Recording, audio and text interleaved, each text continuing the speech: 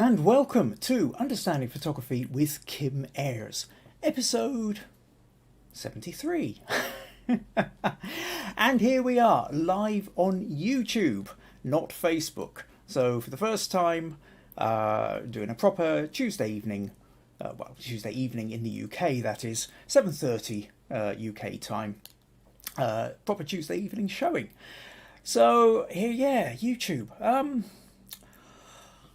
The whole layout is a little bit different, so if you'll bear with me for a little bit, I'm probably going to be slightly flustered just getting started while I kind of work out what button I'm supposed to press.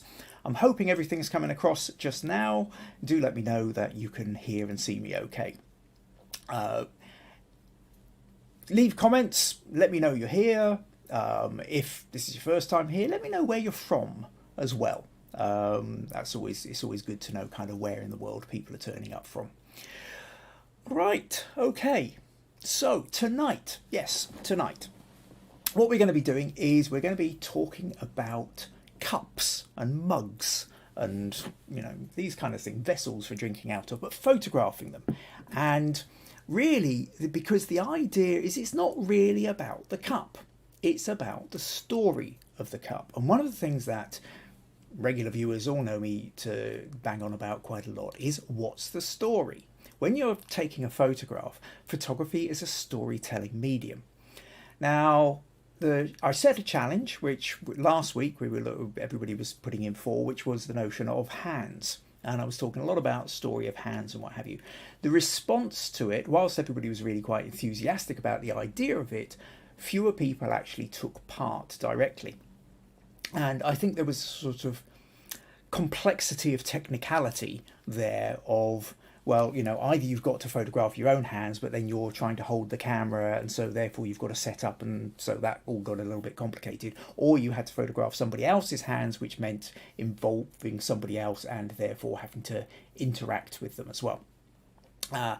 All this meant that fewer people than usual joined the challenge. So I thought this time, next week, I'm going to set a challenge, but I'll talk again about that at the end of the podcast.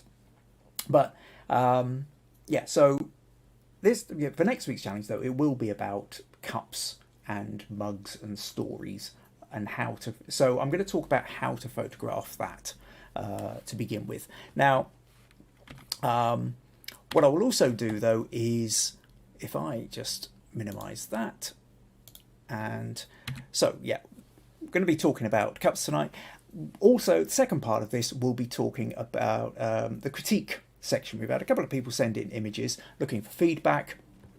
So we have Robert sent in this image. He's getting into a bit of portraiture and he's wanting to have ideas on what he might have done differently, editing, things like that. Nurije sent in a photo of Lily, water lily. And again, she sent me the original as well, wondering if there's other things she could have done. Vandana took this photo of her husband and again sent two different versions, this and a black and white version. It's asking for a bit of feedback, which might be better. And Viji was out with her phone, with a new bridge camera, taking photos of the moon, but it hasn't quite turned out the same kind of detail that she was hoping it for, so we're going to chat a little bit about that as well. So that's what we're going to be discussing this evening. I can see we've got a few comments in already, so let's take a little look. Rosie Marie says, thanks for moving the live stream from Facebook over to YouTube. At last I can participate live. I very much appreciate the library of YouTube videos for catching up on the skills you've covered so far. Well, delighted to welcome you along, Rosemary. I'm really glad you could make it. Pat says, I'm here early and we'll sit tight in fear of getting lost. So I guess, yeah, I think I saw that earlier. So Pat was here before this went live. And Jackie says, me too. So what else have we got? John says, too hot to be outside. So nice to sit inside and learn something. Okay, so warm wherever John is. Brian says, hi everybody on a lovely night in Dumfries. Oh, Meg, that's my daughter, says, hi, have a great podcast.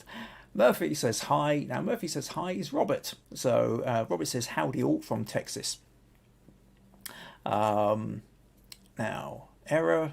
I've got YouTube is not receiving enough video to maintain smooth streaming. As such, viewers will experience buffering. Open widget. Open widget. Stream status poor. Okay, not entirely sure what I can do about that. Hope everything's kind of okay at your end. I don't know. Not receiving enough video. Okay, I don't know whether it's my stream or what. Okay. Hopefully, though, you're still fine and getting everything. All right, let's go back to whatever. Where are we? Yeah, stream settings and analytics, and yeah, this is all part of the. I'm hoping we're going to find out what's going to work and what isn't here. Okay, so where were we? Rosemary says, first time here from a little farm town in Washington State, USA. Cool, okay. Nurije says, hi everyone. Stacey says, good afternoon. Took a bit to get to YouTube. Oh, Keith says, hello everyone. First time back live for a while. Jim says, hi everyone, and apologies for being late to join. Viji saying, good evening everyone. Inga from Norway is saying, hi everyone. Rosemary says, we're receiving you fine despite the YouTube caution. That's good to know. Viji says everything good. Nurije, Maggie, Jackie and Brian are all saying good here as well. Okay, well that's a relief to know then, but I am going to have to kind of look into that to see whether I've got, but maybe I'll try and do that for next time. See if I can work out what might be interfering with it. Right, okay, so Pat says fine there as well. So this is great. We have people, we're doing YouTube. I haven't frozen, the internet's not collapsed, nothing's exploded. We can get underway. This is good. It's really nice. We know that we've got people here. We know, this is me slightly more flustered because this is the first time on YouTube. Let's get underway because why are you here? So yes, we're going to talk. So what I'm going to talk about tonight then is the notion of photographing cups and mugs. And part of the reason for that is, like I say, last week we talked about hands and that kind of threw a few people, I think. But cups and mugs are something that anybody can kind of get their hands on, quite literally. Now, the thing is with what I like about the idea of a cup or a mug, and is one of these things that I actually use an awful lot in the real world photography when I'm chatting to people. Because quite often I'm chatting to people over a cup of coffee, potential clients or people who are interested or students or camera clubs or whatever. And nearly always you have a glass or a mug to hand, especially if you're meeting in a cafe or something like that.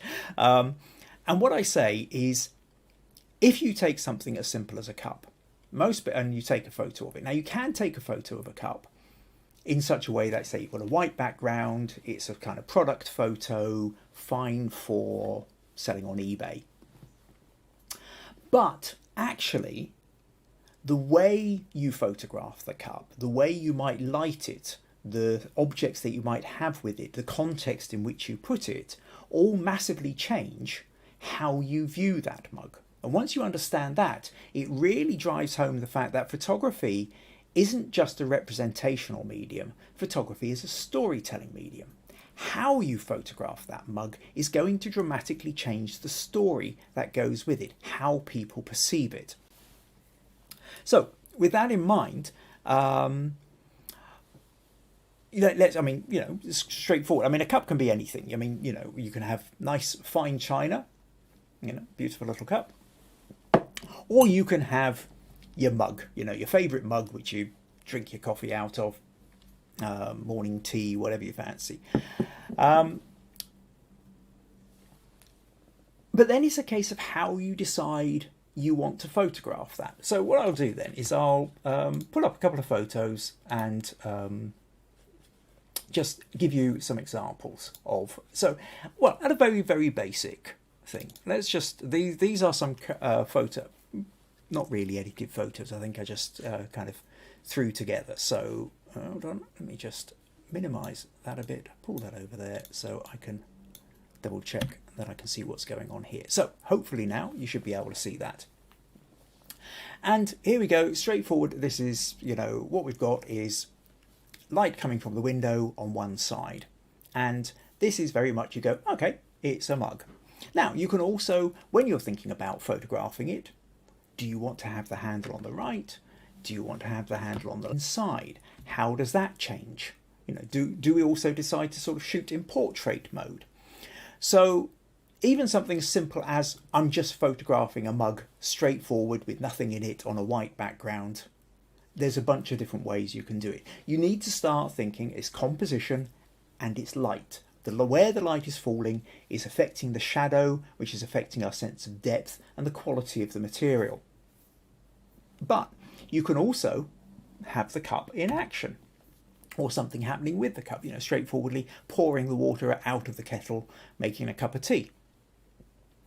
Then there's the idea of holding the cup.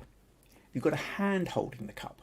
Now, if you think about that, your notion of that cup is going to change as to whether it's a young hand or an old hand, or a male hand or a female hand. Are the bitten fingernails? Are there hard calluses? Is there nail varnish? What colour is that nail varnish?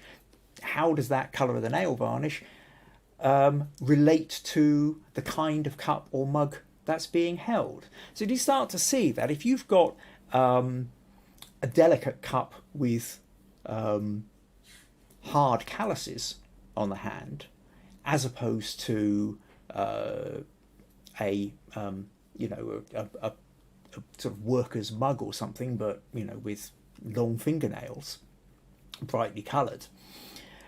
These are setting up stories. These are setting up something where you're starting to think, okay, there's a narrative going on. What I want to kind of know more.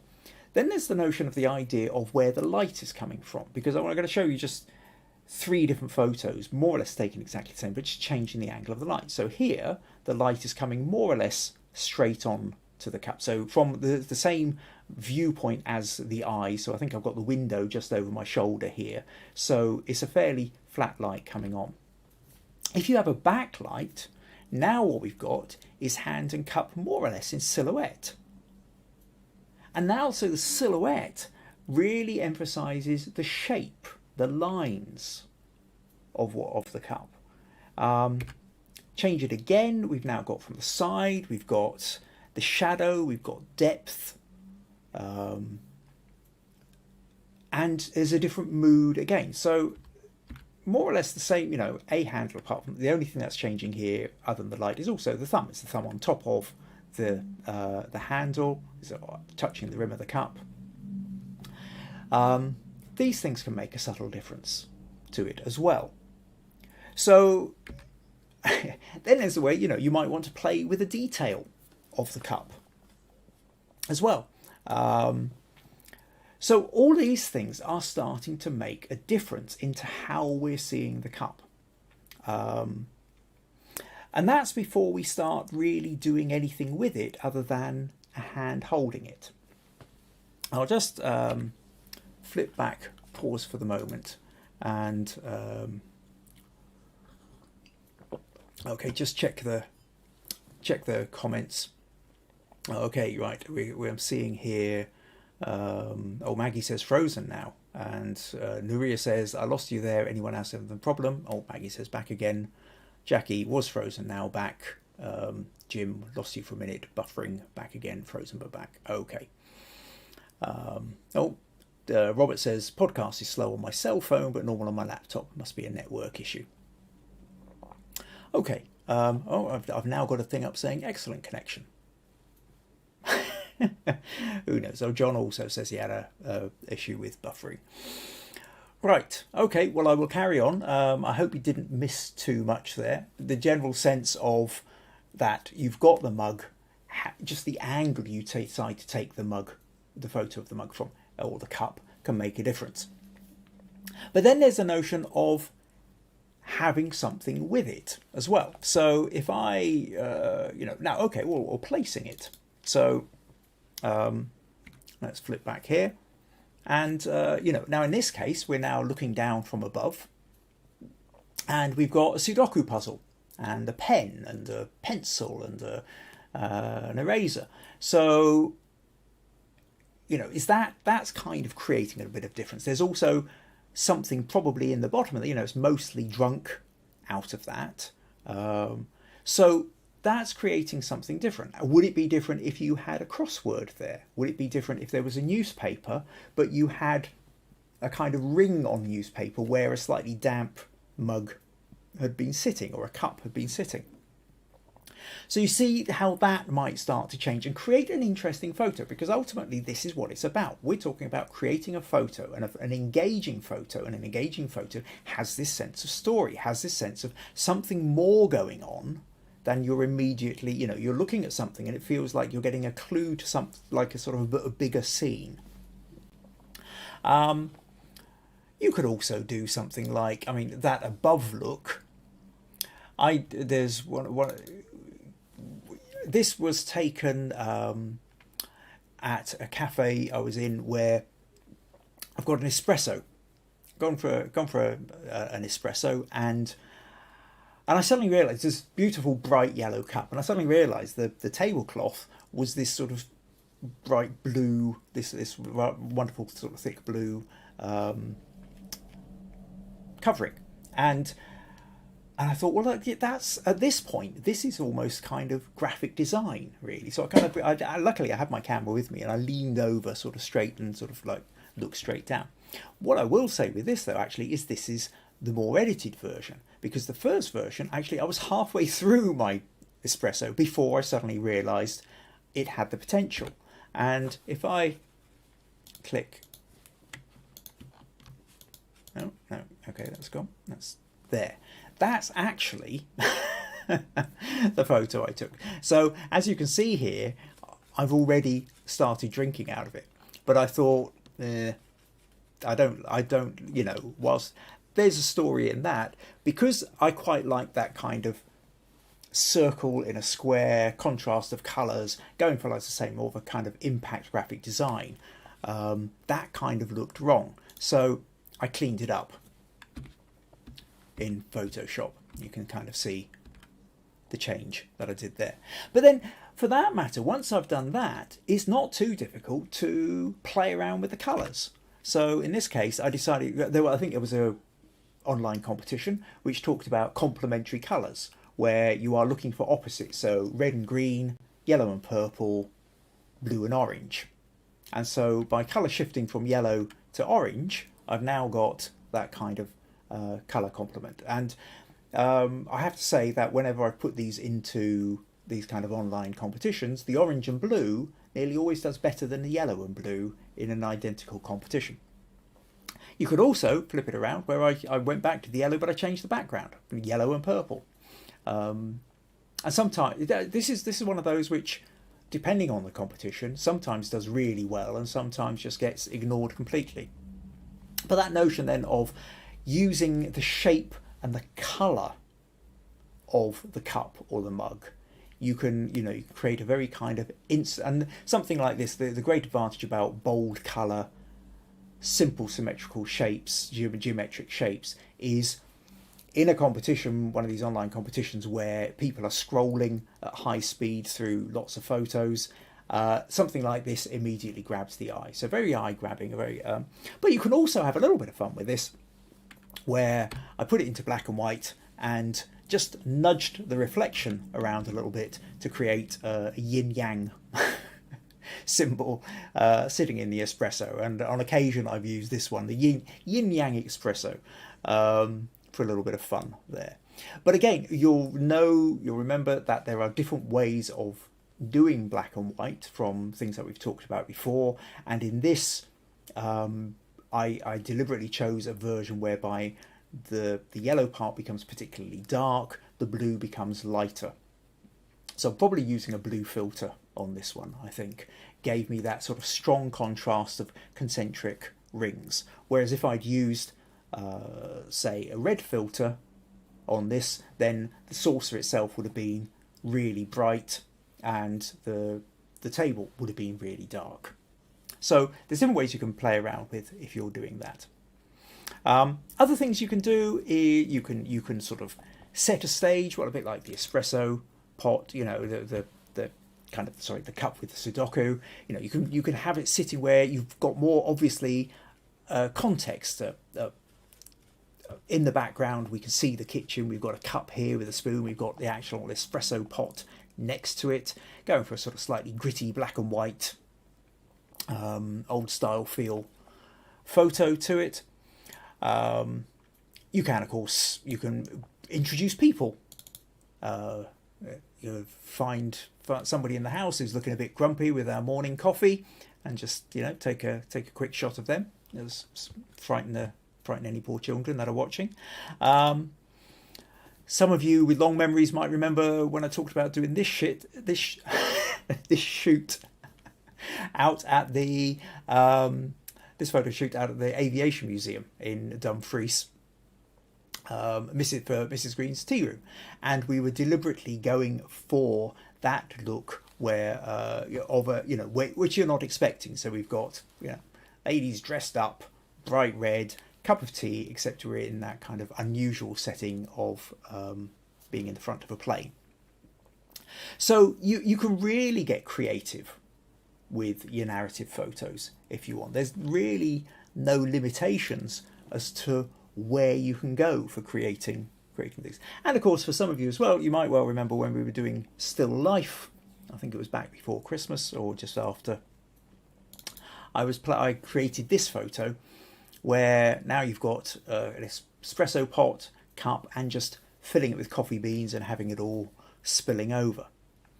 So that notion then that a cup or a mug, you can take and create any kind of story. Do you want to make it abstract? Do you want to put it into some kind of context? Do you want people in it? Do you want interaction with it? Is it about the liquids or the residue? Is it the idea that it's a cup that's clean or about to be used or is finished being used?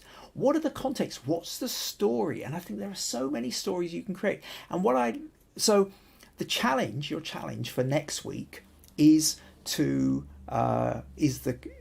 photograph a cup for the cup challenge, the cup or mug. And if you're on Facebook, you go to the Understanding Photography with Kim Ayres Facebook group. Just type, if you've not joined it, just type that into Facebook, you'll find it, and submit your entry. If you're not on Facebook, just email me your image, but give me a little bit of description about it as well. Tell me the story behind the cup or the mug. Is it something special? Is it every day? Is this your favorite one? Have you swiped it from somebody else? Is it a piece of bone china you inherited from your grandmother? Why have you decided to shoot it this way? If you run into any difficulties, you can also ask for feedback as well. So I'll remind you again at the end of the podcast about the challenge. So let's take a quick look, see if we have any more comments. And sorry, close all these windows here. Boom, boom, boom. Oh yes, Meg's reminded me that the espresso that with the yellow cup on the blue table was taken at Earth's Crust Bakery in Castle Douglas. And and Viji likes the yin yang version of the cup too. Cool. Okay, well, before we move on to the critique section, just to remind you that if you are enjoying these podcasts, if you find them useful, if you find them entertaining, if you feel you're getting something from them, you'd like to support them, then do visit buymeacoffee.com/Kim Ayres. It's not compulsory, but it is always appreciated. Right, the other thing is, if you've not done so already, subscribe. You know, go to whatever your screen is here, somewhere just below the screen, there's a bit where you can subscribe if you haven't done already. So subscribe to me on YouTube, and also make sure you click the little bell icon which says notifications. And if you've got the notifications, it does mean that hopefully when I put up something new on Facebook, on YouTube here, then you should be notified of it. Yeah, I think that's about it. Okay, Jim says lots of good ideas, and Viji says waiting for the challenge. Cool. Excellent. Right, so What are we moving on to now then? Critique. So for anybody new here, the critique section is a place, this is your opportunity to send me images where you would like feedback, or even ask me questions for that matter. If there's something where you've got a sticking point with your photography, something you don't understand, you've taken a photo, it's not working in the way that you want it to, then send it to me. You got again, Understanding Photography with Kim Ayres Facebook group is where most people are putting their images. If you don't happen to belong to Facebook, if you for whatever reason, then you can always email me the image as well. But let me know what your sticking point is. Let me know where you're having the difficulty, and I'll do my best to help. One of the problems that we all have with photography is trying to know, it's very difficult to get a sense of whether our photos are working particularly well. We shove them up on Facebook or social media and people click like or they don't. Some people will turn around and say, that's lovely, whether it is or it isn't, because they're being supportive, which is lovely. It's great to have supportive friends, and that's nice for the ego, and certainly nice if you're feeling a bit low and, you know, somebody was complimentary about the photo you took. But it doesn't help you learn at all. Now, my thing here is I won't be nasty about it. It's constructive criticism. I'm here to help you advance your photography. You can sit and watch and you can hear me explain, and that's all great, and it gives you ideas, gives you insights, but you learn through taking the photos and the photos not working, and you then figuring out how to get past them not working and make them into something that does work. But we can't always do that on our own. We often get stuck, and getting feedback from an external eye is pretty much invaluable, and there's not many places around on the internet that I know that you can get this, so take advantage of it. Now this week I've only actually had 4 people send something in, although Vandana sent in twice. She put something in straight after the last one and just put another one in, so we'll see how time goes as to whether I can fit both of those in. Right, okay, so what we're going to start with then is, I think we'll start with Viji. So Viji sent in a photo of the moon, and then she did a edited version as well. And what Viji says is, I bought a new bridge camera. Now, for those of you who aren't 100% sure, a bridge camera is sort of like it's a bridge between a straightforward point and shoot and a DSLR. And if they come in kind of variations. You can get cheap ones and you can get expensive ones. You can get ones that are closer to a point and shoot, and you can get ones that are closer to a DSLR. If you go mid-range and above, generally speaking, you have all the options of a DSLR, where I'll just flip back here, whereby you can put it on manual mode, you can adjust the ISO, you can adjust the shutter speed, you can do things like that, or you can have the semi-manual modes where you have, say, aperture priority. But you have the flexibility in the fact that you have a single fixed lens. You don't have to swap the lens about, and it can go from macro to wide angle to super zoom, all on the one lens. The payoff, or the compromise, is the fact that whilst you have one lens that will do everything, the quality doesn't tend to be as good as the DSLR. But at the same time, it's an awful lot cheaper than if you wanted to get a lens that could photograph the moon close up. It would cost you thousands and thousands of pounds or dollars. And then if you would need a separate lens to be able to do macro photography, you need a separate lens to do wide angle photography, you need a separate lens for mid-range photos as well. So in that sense, a bridge camera gives you the flexibility of tens of thousands of pounds worth of equipment in something that might only cost a couple of £100. But the quality is never going to be quite as good. So that's what you're kind of offsetting. So Viji, so back to the picture of the moon, and Viji says, I bought a new bridge camera and wanted to do what people always do with the bridge camera, which of course is photograph the moon. Now, the camera's pretty decent at outdoor day shots, and it probably would be. Basically, bridge cameras will work best in full, strong daylight. Indoors, not so great, and the night sky is quite noisy. But it's easy to carry, easy to capture.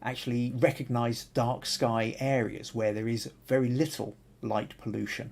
You can come here and you can study the stars, and you can see so many more stars in the sky than most people in Europe can. And of course there will be places in India, but you'll need to be getting more rural for that. If you're in the middle of a city, the light haze just creates more of a problem for it. Now, as for what you can do with editing, I think it's really a case of, let's drag this in to Photoshop for a moment, and I'll just duplicate the layer. For those of you who are used to watching me regularly on Facebook, you may have noticed I've changed the layout here. So I'm now up here in the top corner. I've created a slightly different layout on my Photoshop thing here so that I can occupy this space here, because I did used to sort of sit down in the bottom left corner and was quite often cutting off the corner of the photo that I was then editing, and sometimes, depending on which bit I was talking about, I suddenly realized my head would be in the way of the photo that I was trying to explore. Now I'll just duplicate that layer, and we'll just do some very quick filter, take it into camera raw, and we do have an awful lot of noise here. So if we first of all go to the detail option here, noise reduction and color noise reduction as well, but so it is blurring it a little bit here as well.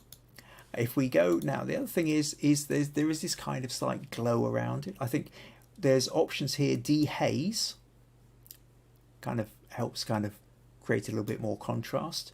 You could up the texture a little bit, or the clarity, which does create, but at this point it is overcooking. And part of the problem is the yellowness to it, which might have been because if it was fairly low to the horizon.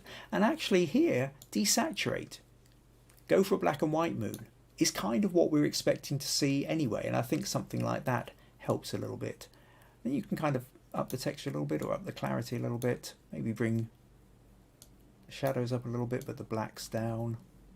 And if you take the blacks down, take out the haze around the corner of it, then these craters on the edges start to show up a little bit more. It is still pretty noisy. There are limits to what we can do here. Maybe bring the exposure up a little bit because some of it's got a bit too dark. But you see the difference, that we've gone from that to that, and that I think feels a little bit better. But there is a limit as to how far we can go with that Viji, because essentially the quality isn't there to begin with. So really the real thing here then, Viji, is to say use a tripod, get your camera to do 100 ISO, and then use your tripod, zoom in. If you need to go slower shutter speed, go slower shutter speed, get your aperture as wide as you can, and then that will give you the best chance of getting that close-up photo of the moon where you can really make out the detail of the craters. So hope that helps. Okay, you can see I've got a few more comments here. Jim says I've tried the moon before but never actually got as good as yours, Viji. And Jackie agrees similarly. Becca says there's an astrophotographer in my local group who always says don't take a full moon pic as the sun is full face and there's no shadow from the craters. Now, that's an interesting one as well. Yes, half moon or even a new moon. I think I've had some quite interesting ones where you've just got a waxing moon, or a little kind of crescent moon. That's the word I'm thinking of. Can create something. You can start, because the thing is, you will tend to see the craters mostly on the edge of where the sun is. So if you've got a half moon, you'll see them on just the shadow half as it's disappearing into shadow. Meg says I like the brightness of the moon, making it really interesting. Roy says sorry I'm late, back from Petanque. I think you said this once before, Roy. You'll have to tell me what Petanque is, or Petanque, or I'm not quite sure how you pronounce that. Okay, so Viji's agreeing there's probably too much light pollution there. Stacey says some people use a 600mm lens, which you can get into.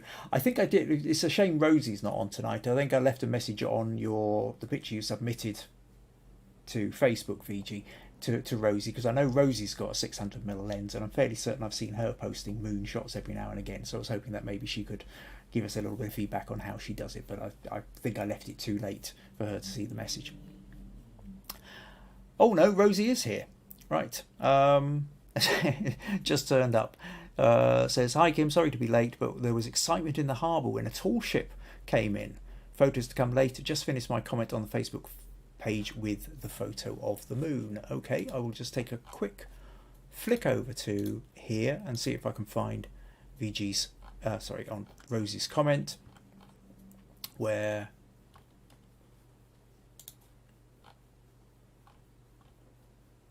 Rosie's, yeah, here we go. Rosie says, okay, let's show you this then on Rosie's picture that she's put on Facebook.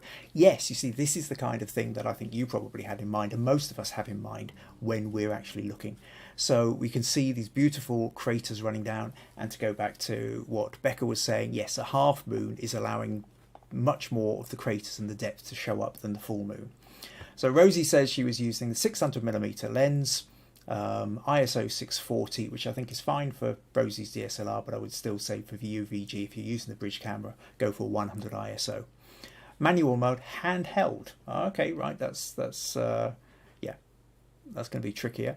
I find that photographing the full moon doesn't give the same shadows, so it seems rather flat. I've seen quite a few photographs which have been stacked. I haven't got round to doing that yet. However, I do find the moon fascinating and quite a challenge. Okay, that's brilliant. Thanks, Rosie. Thanks for sending that one in.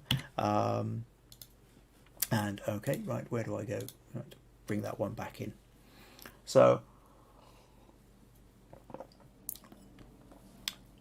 right, Viji says crescent moon is definitely worth giving it a go. And Jim says we're all learning, Viji, every day is a school day, and this is true. This is true for me too. Rosie also says, I agree regarding the full moon. I prefer half moon for the craters, and pétanque is balls. Okay. And then Roy's coming here. Pétanque, sometimes called French balls. Right, okay, so lobbing one of the metal ball. Right, I'm with you, ish. I mean, I know of it. I've seen it at a distance, but I've got no idea how you actually set around playing it. Okay, cool. Right, so a few people coming in and saying how much they like Rosie's picture. So I hope that gives you some ideas there, VG, and also to anybody else who's interested in photographing the moon. You know, if you can get hold of a big 600mm lens, that's great. If you've got your bridge camera, which has got some 50 or 60 times zoom, that will help, but you need to have as little light pollution as you can, get as high or as low rather ISO as you can, have the camera on a tripod will certainly make it easier, and basically work it from there, see how you get on. And of course the other thing is, yeah, rather than go for the full moon, go for the half moon or even a crescent moon. Could be fun. Crescent moon will be slightly trickier, I would think, though, because the crescent moon is usually around, you'll see it mostly as it's getting low to the horizon when there's still light in the sky, because it's fairly close to the sun. So cool. Right, whole load of information about the moon there. And what's Rosie saying there? I had quite a good result with a 300mm lens before I had the 600. It's all about getting if you can get the quality of the image to begin with, then it gives you that little bit more to edit and play with as well. Right, okay. So thanks for sending that one in, Viji. That's given us all quite a lot to play around with. Ideas. Right, next up then, I think we will go for Nurije. And let me see here. Let's find Nurije's photo. And so Nurije says, sorry for not being able to join for the last couple of sessions, but managed to catch up last night. I must say some very beautiful photos for the hands challenge. Well done, everyone. And looking forward to the YouTube podcast. Well, here we are. Took this photo a few weeks ago. It was on a very dull day, rainy, misty, kind of autumn feel to it rather than summer, and whilst I was waiting for my daughter getting her GCSE results. Oh, I hope she did well. I spotted this pond with lots of water lilies, and I rather like this one, but not sure about the crop. Now the crop, as Nurije's then put in this version, What else could I have done to make it stand out? Any critique or suggestions are welcome. Thank you all. So this is Nurije's crop, and this is the original. So okay, let's take this into Photoshop and just talk a little bit about okay, let's close the moon. So you've seen in the pond, we've got the beautiful lilies starting to come out in it, fantastic colours, nice droplets of water on it. Light is fairly flat and dull, but that's obviously because it's kind of a dull, overcast day, as well as the wetness of the water. We've got the water droplets here, droplets. Now it looks, so presumably it stopped raining, because what we don't have are the drops hitting raindrops actually hitting the water, which is something to have a think about, which is quite often photographing on a rainy day or in a rainy moment can quite often be even more interesting than waiting for the rain to stop. Obviously, you've got to be careful about whether you get your camera wet, but if you've got an umbrella, you manage to kind of hook the umbrella somehow under your arm, or you've got a friend or child holding the umbrella for you so you can keep your camera dry. That can be real fun for doing a shot like this, is because then you get the raindrops coming down, creating the water, all the little pools and rings and ripples. Ripples is the word I was looking for, which could be a lot of fun. Then it's a case of, so you've got this, and what's the best way of cropping it? Now your crop is like this. Now to me, I can see what you're doing in the fact that you've gone fairly centered here, and this looks quite high up the water. But if you take into consideration the reflection down below, you're creating a kind of an even split to sort of balance in the fact that you've got the picture, the lily, and you've got the reflection underneath. I think part of the problem is that there's not that much in the reflection. The reflection is very much a silhouette. It doesn't grab the eye in quite the same way. So we're mostly looking at this sitting in the upper half of the picture, and then it's kind of looking a little bit unbalanced. So it's kind of tricky. I mean, I can't help but feel that we're kind of really wanting to sort of do, rule of thirds would sort of take us a little bit more, something like, now, so you're already over a bit. You kind of want to move it that way a little bit. I'll use the content aware fill just to sort of give you a sense of what it would be like. However, having said that, we've then got a great big area not doing anything here. So what if we were to take it the other way? Something like that. And then maybe actually if we pulled that up and then actually kept the bottom part here, reflection, something like that. Let's kind of see what that looks like. See, I start to think that that gives us sort of slightly more interesting. And the problem is I still kind of want to, really what I'm wanting to do, actually let's just go back to start this again. I think, you see, part of the problem here is what I really want, I think, is I want this to be here, and then I want to have more leaves over in the right. Or, better still, this area, if it was raining, would have been the perfect space to show all those little ripples as the raindrops were hitting. In the absence of the raindrops, we have this big space over here, and so it would have been nice if there'd been another lily pad in it. Otherwise, we go over this side, and what we want is more to the left, sort of filling in like that, although we still feel like we're missing something a bit over on the right here. I think beyond that, I think if you're then getting into your editing, you kind of got to be slightly careful about overcooking it. I think certainly a little bit of vignette helps to draw that in a little bit more. I think you can increase your clarity or your texture a little bit. But I think you do have to be careful, slightly careful about overdoing the, if we look at this one, I think the saturation has kind of come up a bit too strong with this. It is looking too rich with the colours. We've moved into slightly unnatural there with that. So I'd kind of watch out for that a little bit. But I think when you're taking the photo, think about trying to arrange it so that as you're taking it, you're kind of thinking rule of thirds. And that's going to give you a little bit more leeway. And then with this, okay, we've lost that little bit of, let's go back here. We've lost some of that. But if you're taking a bigger one to begin with, where maybe we can kind of do thirds, something like that. So this does run along the third line, maybe something a little bit like that. It all kind of depends what else is there. And I know you're kind of just trying to find something, and then apply that edit to it again. I think you've kind of got something here. But also at this point, because we've got space on the right, maybe if this lily had been in that space on its own and you'd had the lily pads, that would have been interesting. Or if this space had been filled with other lily pads, or as we said earlier, the idea of raindrops would have worked best with that. So I hope that gives you a couple of ideas to play with, Nurije. Thanks for sending that one in. Okay, so what else have we got?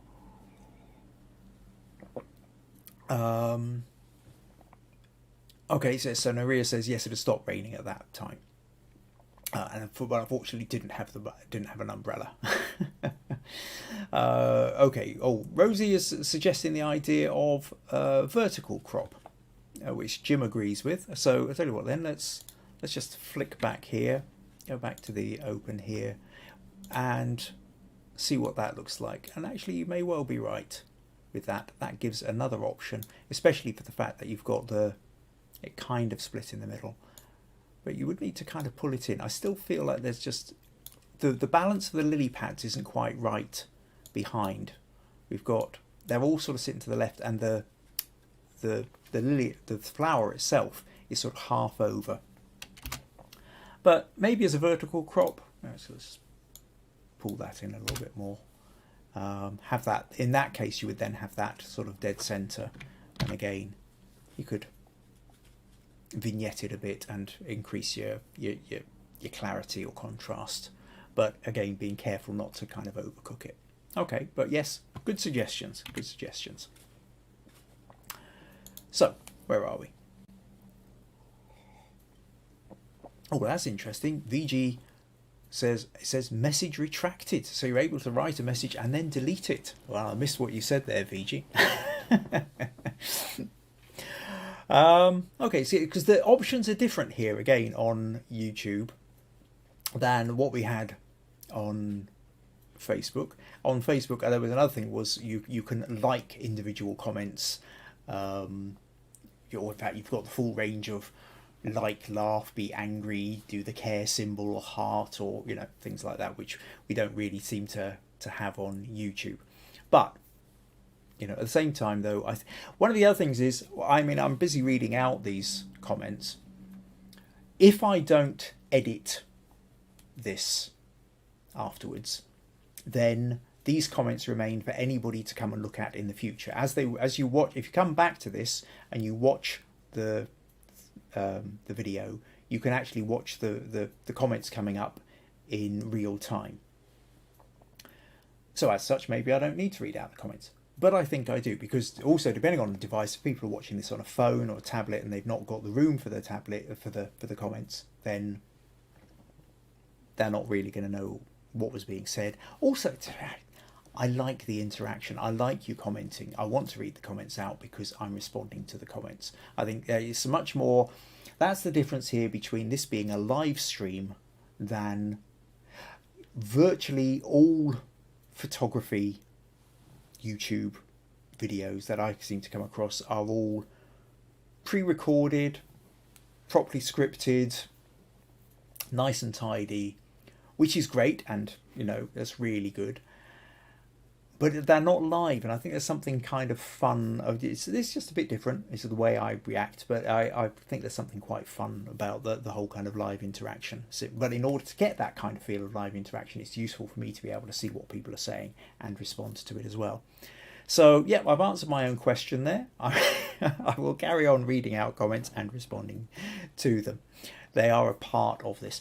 Actually, I'll just take a little point here to divert, because one of the things I do want to do, I'm going to ask you, I am going to put into the Facebook group, and for those of you who don't do Facebook, you can have a think about it and email me, message me, or leave comments, where what I want to do is I'm going to ask for your feedback as to which parts of the podcast you enjoy the most and or enjoy the least. I mean, in essence, these podcasts can be broken down into 4 different kinds of things I do with them.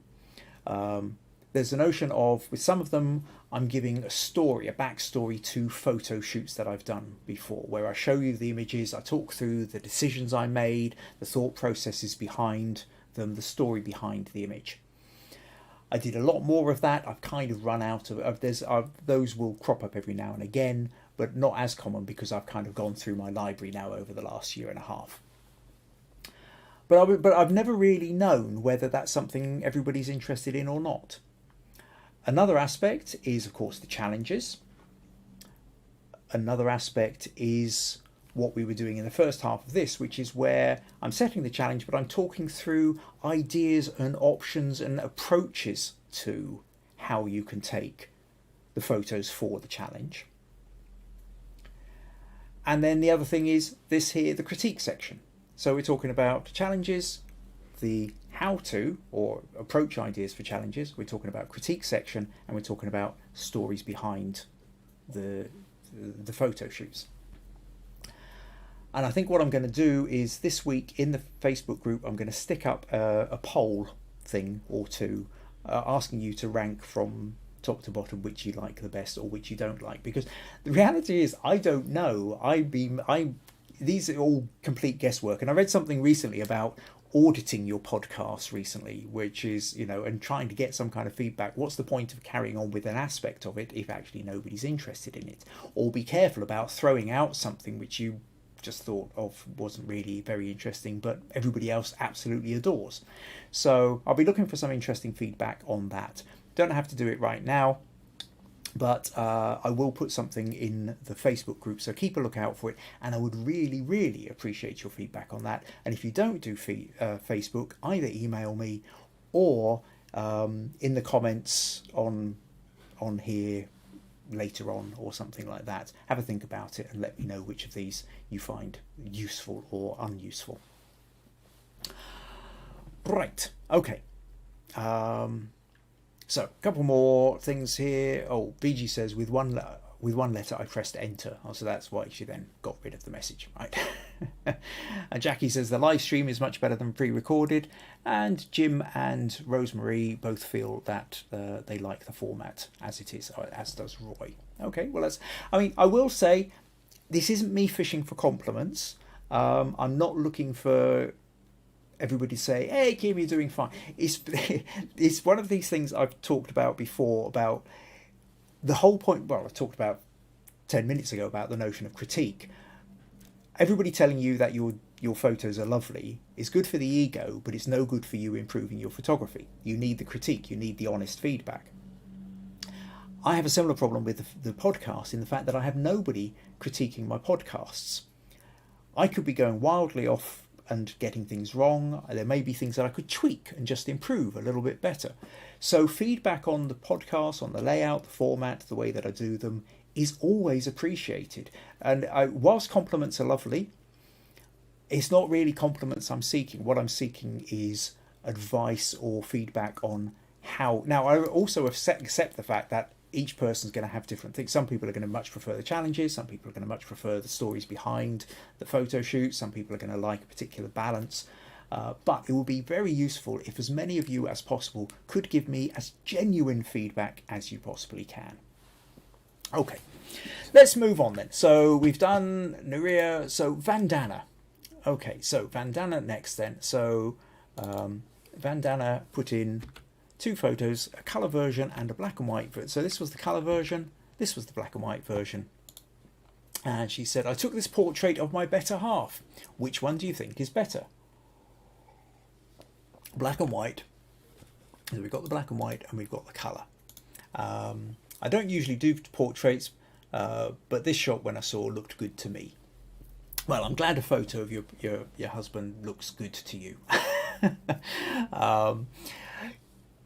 So now when you put this into the Facebook group, I think universally pretty much everybody was saying that they preferred the black and white to the colour.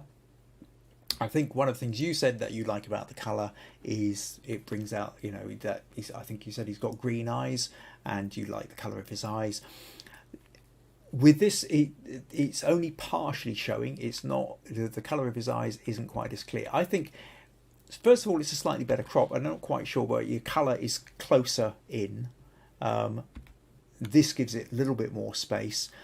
I think with this, I would actually want to give it slightly more space again, so you've got a little bit more width to it as well.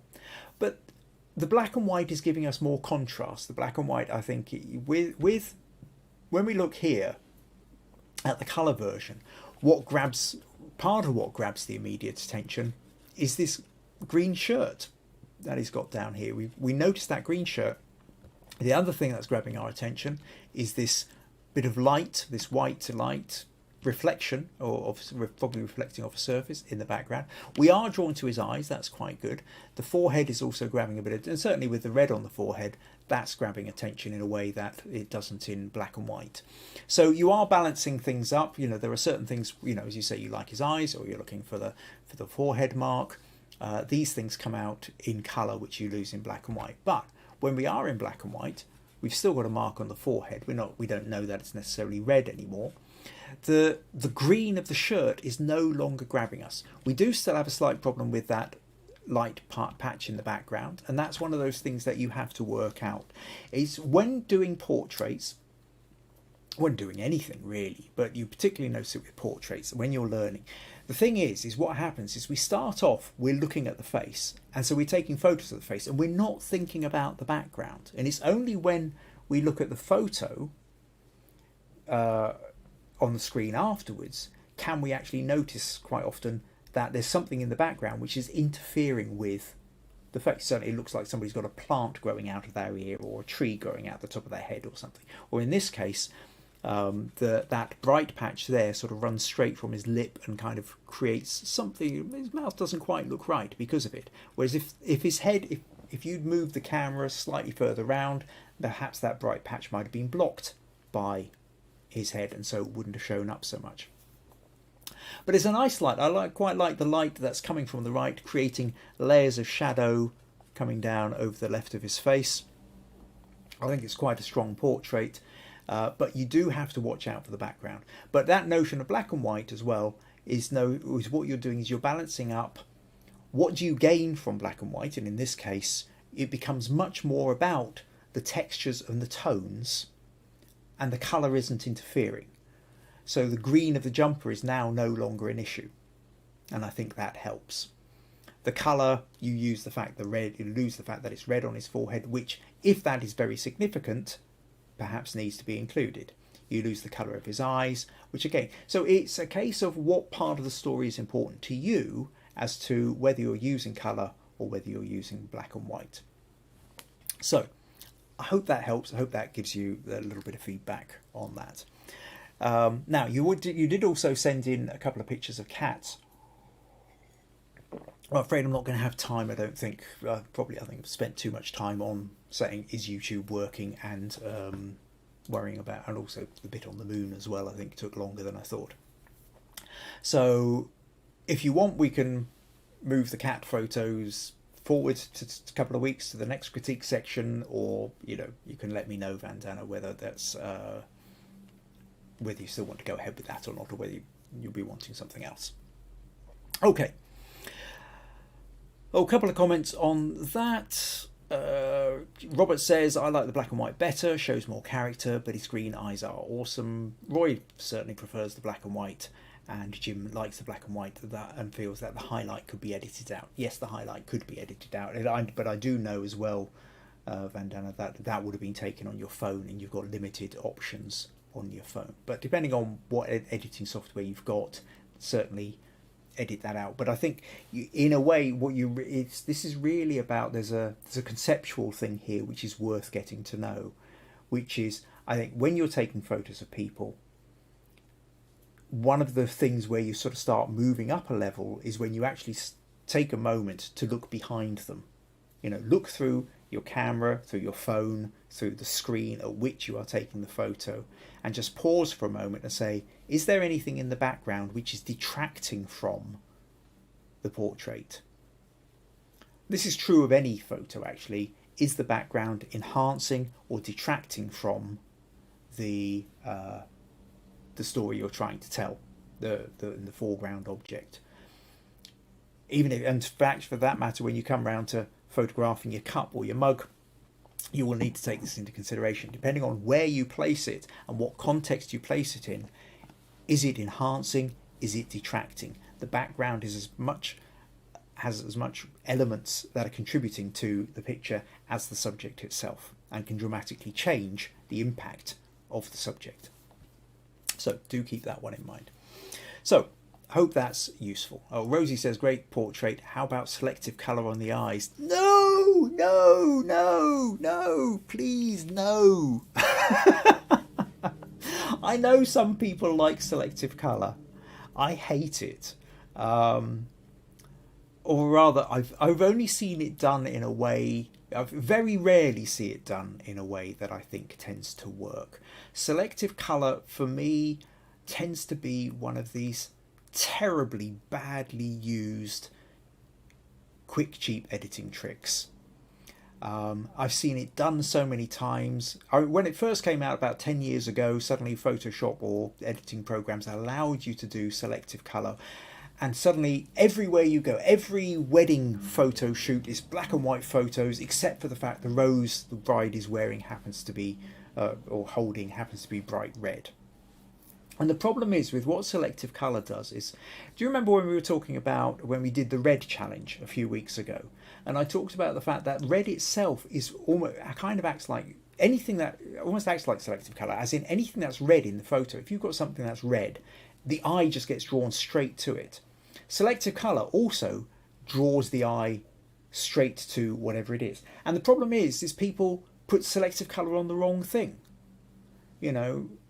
If you're talking about a portrait, it's about the shape of the face. You can have the selective colour on the eyes, but actually it's just going to kind of look a bit odd that only the eyes are in colour. And which bit? Is it just the pupils? Do you have the bloodshot bits as well? If you've got a bride holding a red rose, you're now looking at the red rose, you're not looking at the bride, which is completely the wrong thing if you're talking about a photo of a bride. And this kind of thing happens all the time. And I know I've kind of become pretty cynical about selective colour. And I apologise if it's one of these things that you love. And I know there are people out there who absolutely love it. And I have to watch my own sense of, well, just because I don't like it doesn't mean it's wrong. But I do tend to wince first and then apologise afterwards, which is what I'm doing now. If you're asking my opinion, I would advise against selective colour. If it's something you absolutely love and you want to do it, go ahead and do it. Okay, right. Okay, right, let's move on. Last photo of the evening then, Robert. So you're tuning in, you're listening in then, Robert. Okay, so what we have now is Robert sent in this photo, and Robert says, here's one of many pictures that I took of Zakir last week. Here's the deskman at a hotel I'm staying at while I'm out on the road. He's been a good sport and a great subject. That's good when you find somebody that's just going to be a good sport and allow you to play around and take the photos. That's cool. I rented two 85mm lens, both Canon L series f1.2. An f1.2 85mm lens is widely seen as like a great portrait lens. One was the EF and the other was the RF mount. And for those who got a little bit of understanding of that, this essentially is about the fact that Robert has bought himself a mirrorless camera. Canon has got that, now got their R series cameras which are mirrorless. And whilst you can get adapters, so all your Canon lenses will slot on and you can use them, they have now also been bringing out their range of lenses specifically designed for their R cameras. And so what Robert's done here then is he's rented the two virtually identical lenses, as in they're both 85mm f1.2, which is a really wide aperture, but he's rented both of them to try them out on his camera.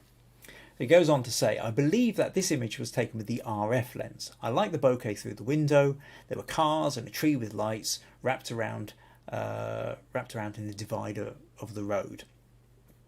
In comparing the lenses, I found the RF was slightly better, but not $1,500 better, in my opinion. $1,500 increase in price. Wow. Okay, so let me know what you think of composition, lighting, models, position, etc. Okay, well, that's interesting. Thanks for sending that in, just talking about that notion of different lenses. So to get the one that specifically fits, designed for the mirrorless camera, is costing $1,500 more, but doesn't necessarily give $1,500 extra worth of quality. I suppose that kind of comes down to what you're chasing, whether you feel it's doing for you, what you feel it's doing for you, and can you tell the difference? Where's your photography at? Can anybody else tell a difference? Okay, let's return to this photo of Zach here then. And now, this is one of those interesting things where quite often with a portrait like this, you would kind of go, you would think rule of thirds. And rule of third, because especially, and you would crop it off on the right hand side, because the shape of the body is pushing to the left of the camera, so you want to have that space on the left. If you cropped it off on the left and had the space to the right, that space to the right feels behind him, so that wouldn't really work. Having said that, in this case, because you've already got a slightly cinematic crop, the fact that he's dead center, I quite like. It does make it look very cinematic. It's got a film-like quality to it. And a lot of film quality, they do tend to put people in the middle, and there's a lot going on. So I'm not going to necessarily suggest that we do crop to the left with this. Let's keep it in the middle. However, what we don't have is a straight horizon. Now, you might have straightened this according to, or lined it up according to the back of his chair. But if you look at the window behind him, those verticals are tilted, and those vertical and the line of the window is tilted, and that in turn makes the whole picture look tilted. It doesn't matter that the chair is level, the picture looks tilted. So let's throw this one into Photoshop and just straighten that horizon. What are you doing here? Are you going to, this is saying edit. I'm not wanting to do any of that. Okay, let's close that, pull up Photoshop, close that, and drag that in. Yay, we've got it. Okay, cool. So unfortunately I do just a tweak. Let's just pull that down 1 degree. 1 degree is kind of all it takes, and I can just breathe slightly easier. Oh, I've still got this on content aware, so it's fairly, and this is the big original file that you sent me. Okay. So now I've got a straight verticals. I can breathe a little bit easier. The next thing I would say with this is, part of the thing is, I think, well, there's a couple of things going on. First of all, there's a colour sheen. The whole thing is yellowish. Now, obviously, that's partly to do with the natural yellow lighting, but I feel that it's kind of making the whole thing feel slightly sickly. And what I really want to do is introduce a bit of blue, a bit kind of blue shift to it to counteract the yellow. The other thing that we have is his shirt is quite a bit brighter than his face. And so actually, anybody remember this little trick? I've not done this for a little while, but let me just show you, remind you of this little trick, where what we do is we go, I've just duplicated that layer. I'm going to filter and I'm going to blur it. Oh, sorry, filter, blur, Gaussian blur, and I'm going to really blur it. until we get to a point whereby you're not really sure what it is you're looking at. Okay. So let's do something like that, and then click OK. And then just to, I'll rotate that 180 degrees as well. So at this point then, it could be anything. And what this trick does is it shows you where the eye is getting drawn. And the eye, in this case, let's just create another little layer there. Get a pencil tool. The head is here. That's not where the eye is getting drawn to. The eye is getting drawn here, which is the shirt. And it's also getting drawn here, which is where that light is. Those are the two spots that are grabbing all the attention. So if we come back to here, what we're aware of then is that similarly, the shirt is what's grabbing the attention, and so is this light in the background. So that's the kind of thing that you need to be thinking. Once we straightened it, that's the kind of thing you then need to be thinking of. What do I do? Can I darken down the edges? Can I brighten his face? Can I darken down the shirt? But also there's this whole kind of yellow thing going on as well. So let's duplicate that layer. Let's do some quick edits first of all. Let's go into Camera Raw filter and let me show you a couple of things. So first of all, let's give it a vignette. Okay, because if we vignette it like that, as well as bringing more attention into him, we're also taking some of that edge off, that bright light. Let's just pull this over here. Do you see that we're taking down some of the bright yellow over on the right hand side there? Now what we can also do is, see, now if I take the temperature and I start shifting it to the left, that changes things quite considerably as well. Actually, I'll tell you what, let's do this in two stages. First of all, let's just have the vignette. Okay, happy to have the vignette. Now I'm going to duplicate this again, and let me go to, where was it, filter, Camera Raw filter, and now I'm going to blue shift it. And that's counteracting the bright yellow. And it's actually making him look a bit more natural. It's making him not look quite as washed out as he did. So we can do that. Let's do another layer, and let's play around a little bit with the balance. We'll take down the highlights in his shirt.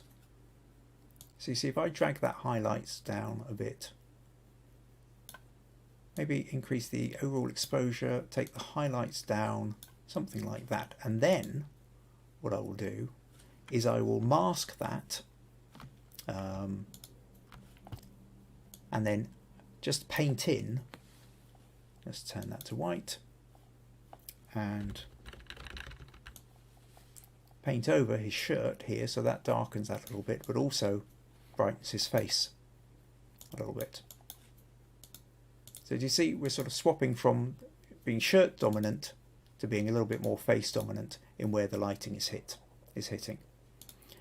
And then what we can also do is, let's copy that onto another layer, and if we feel like we've lost some of the warmth that was over in the corner, if we go back to your original, or at least the vignetted version of this, and then we mask that, we can gently paint back in the warmth of the yellow around the edges, something like that, so that we're getting some of that, maybe just that little bit along the top, and so we're getting the warmth of the yellow there, but we're keeping, maybe get that sofa in the background as well, something like that.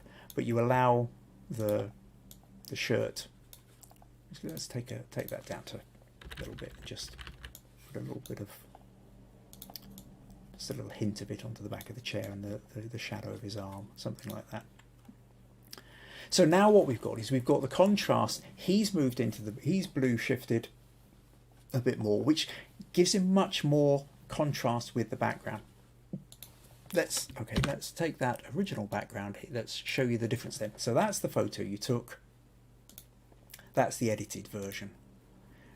His shirt is no longer dominating, his face has become brighter. The yellow isn't giving this sort of slightly sickly colour all the way through because we've offset it with a kind of a blue shift to it, and now the colours are working, they're complementing each other a bit more.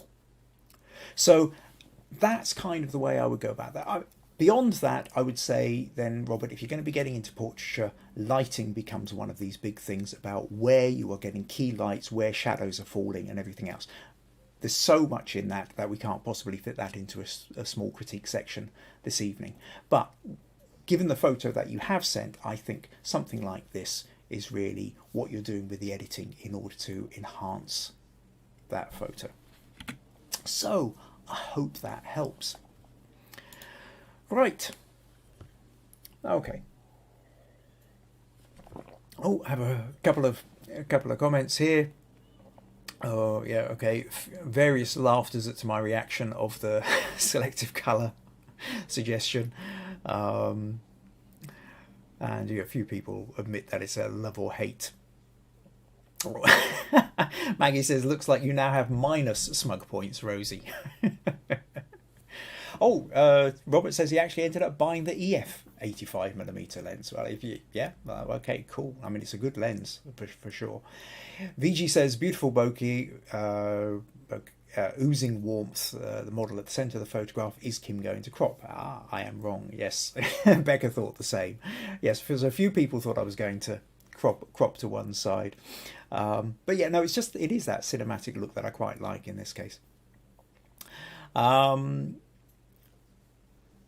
Okay, VG misses being able to like the comments, which is true. It's difficult. You can't just if you like somebody's comment, you can't quite like it in the same way here on YouTube. Okay, so VG's enjoying the edit. Rosie says there was something very warm and mysterious with the golden light that she likes, but also likes the colour shift of the skin, and VG's liking the toning down. So basically we've got a few people here saying they're enjoying the edits. And Rosie says, great edit, I shall watch again to learn the Photoshop tips. Cool, okay. So that pretty much brings us to the end of our first YouTube version of Understanding Photography with Kim Ayres. Thank you everybody for turning up. Thank you everybody for the comments, for the feedback. If you found this useful, if you would like to support these podcasts, please buymeacoffee.com/Kim Ayres. Now, oh, hang on a sec. Robert's just come in saying, I was wondering about the tilt of the window. The chair is about 5 feet in front of me, the window about 30 feet away from me, the bokeh is about 60 feet away. Right, okay. Thinking that it might be the caused by the lens and the depth of focus. Sort of sent the comment, but we're limited to 200 characters, right? Okay, maybe we can chat a little bit more separately with this one then, Robert. But basically, what you've got to think when you are looking at a photo, you have to try and work out where the dominant lines are, whether it's caused by lens refraction or anything else. Doesn't really matter. It's a case of when you've got the photo. Are there strong verticals, and if so, are they the dominant? If those verticals are dominant, you have to have them straight up. If they're tilted, the whole image is going to look tilted. If there aren't any verticals that are dominant, then at that point it's the horizontals that you need to work on first. But actually, the verticals tend to, by and large, outstrip the horizontals unless you are looking at a straight horizon, like a landscape or something like that. Okay. Rosie wants to know my email address for non-Facebook users. Basically, you see my website here, kimayres.co.uk, kim@kimayres.co.uk. So just Kim at my web address there. That will reach me. Okay, so yes, next week will be the Cup Photography Storytelling Challenge. I want you to grab your favourite mug, grab your favourite delicate cup, have your grandchild's little cup that they, they slurp out of, have a takeaway coffee cup, doesn't matter. You start thinking about cups, start thinking about stories with cups. This is the real trick. It's the story of the cup that I'm interested in. If I'm going to be giving away smug points, you're going to get smug points for the strength of the story. But then, once you've understood your story, what you have to remember is the rest of the things. Your composition needs to be enhancing that story. Your lighting needs to be enhancing that story. And then your camera settings need to be helping you to get the composition and the lighting that you want to enhance the story that you're telling. Okay? Story, composition, lighting, camera settings. What are you going to create? And the more you play with these things, the more clear you are with these, the better the story you create, the more smug points I will be handing out. So, get your pictures in, put them into the Understanding Photography with Kim Ayres Facebook page, or email me, kim@kimayres.co.uk, and tell me the story behind your cup or your mug. And then next week, I'll go through the photos, we'll look at them, we'll inspire each other, have some fun, and if you're struggling with anything as well, and you want a little bit of feedback on your photos, let me know about that as well. That's pretty much us. Thank you ever so much, everybody, for turning up. I hope you've enjoyed this evening. And a couple of last comments there. Nurije's thanking everyone. Meg is saying, fantastic podcast. So proud of you. Thank you, Meg. Applauding hands from John and Marie. And Jim says he's looking forward to it as well. And good nights from Rosie and Stacey. So brilliant. Thank you very much. See you all next week, or in the Facebook group, or via email. Okay, take care. Cheerio.